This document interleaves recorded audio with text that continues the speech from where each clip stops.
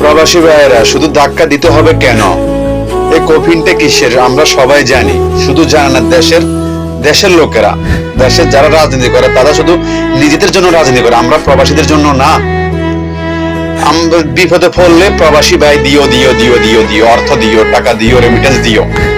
আর বিপদ উদ্ধার হয়ে গেলে দেশের মানুষ আমাদেরকে চিনে না, বিশেষ করে রাজনৈতিক দলের নেতারা, কোন রাজনৈতিক দল এভাবে। এই কফিনটা সম্পর্কে আমরা প্রবাসীরা জানি, আমরা দেখলে আমাদের কলিজায় কঠিন ভাবে একটা চিপ মারে, কিন্তু দেশের জনগণ, দেশের রাজনৈতিক দলের নেতারা ভাবেও না, মনে করে এটা কামলা। শুধু দেশের লোক মারা গেলে তারা শহীদ হবে, শহীদের মর্যাদা পাইব, আল্লাহ তাদেরকে জান্নাত নসিব করে নিয়ে দোয়াই করি। কিন্তু যারা প্রবাসে মারা যায় তারা কি শহীদ না? তারা কি শহীদ না? তারা দেশের জন্য, দেশের মানুষের জন্য, পরিবারের জন্য আসে নাই, নিজের জীবন বিসর্জন দেয় নাই। তো তাদের লাশ কেন দেশে বিনা পয়সা নেবে না সরকার? প্রবাসের মারা যাওয়ার শোনার সাথে সাথে সরকার কেন এগিয়ে আসে না লাশটা নেওয়ার জন্য? লাশটা নিয়ে যাওয়ার পর সরকারি তহবিল থেকে খরচা করে এবং কি রাষ্ট্রীয় সম্মাননা দিয়ে তাকে দাফন করা উচিত। এই কথাটা কোনো প্রবাসী ভাই বলে না। আর বললেও দেশের জনগণ যখন বিপদে পড়ে, রাজনৈতিক দলের কিছু কুকুর আছে তারা প্রবাসীদের শরণাপন্ন হয়, পরে আর খবর থাকে না। এখন এক একজন এক একটা বিষয় নিয়ে, মানে ডক্টর ইউনূসের সোল আইলার, আর ডক্টর ইউনূস আমাদের জন্য কি করছে? ঘোড়ার ডিমা কি করছে?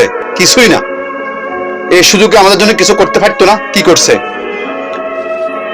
আমার দাবি সকল প্রবাসী ভাইদের পক্ষ থেকে, প্রবাসে যে কেউ মারা গেলে সরকারি খরচে নিবে এবং ওই দেশের এম্বাসি দ্রুত যাবে, সরকারি ব্যবস্থা মানে সুন্দর করে লাশটা দেশে পাঠাইবো এবং রাষ্ট্রীয় সম্মাননা দিয়ে তাকে দাফন করবে এবং তাকে শহীদ মর্যাদা দেওয়ার দরকার আমি মনে করি।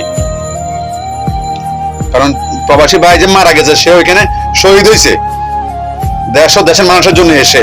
শুধু দেশে গুলি খেয়ে মরলে শহীদ এমন না, গুলি খেয়ে মরে যাওয়া তো এখন গুলি খাইছে 10 মিনিট পরে শেষ, কিন্তু প্রবাসী ভাইটা ধীরে ধীরে মারা যায়, ধীরে ধীরে রক্ত ফানি হয়ে যায় তার। কিন্তু প্রবাসী লোকদের নিয়ে কেউ ভাবে না। সবাই শুধু যার জামাত বলা, বিএনপি বলা, আওয়ামী লীগ বলা, যত দল আছে সবাই নিমক হারাম, সবাই তাদের স্বার্থ উদ্ধার হবে, প্রবাসীদেরকে ভুলে যাবে। আমিও জাতি দাবি বিএনপি করি, করলে কি হবে?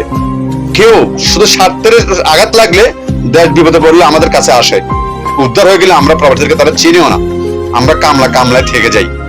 সবাই আওয়াজ তোলো, যে মারা যাবে তাকে যেন সরকারে দ্রুত নিয়ে যায় সরকারি খরচে এবং রাষ্ট্রীয় সম্মাননা দিয়ে যেন দাফন করা হয়। এটা আমার প্রবাসী ভাইদের পক্ষ থেকে আমার দাবি।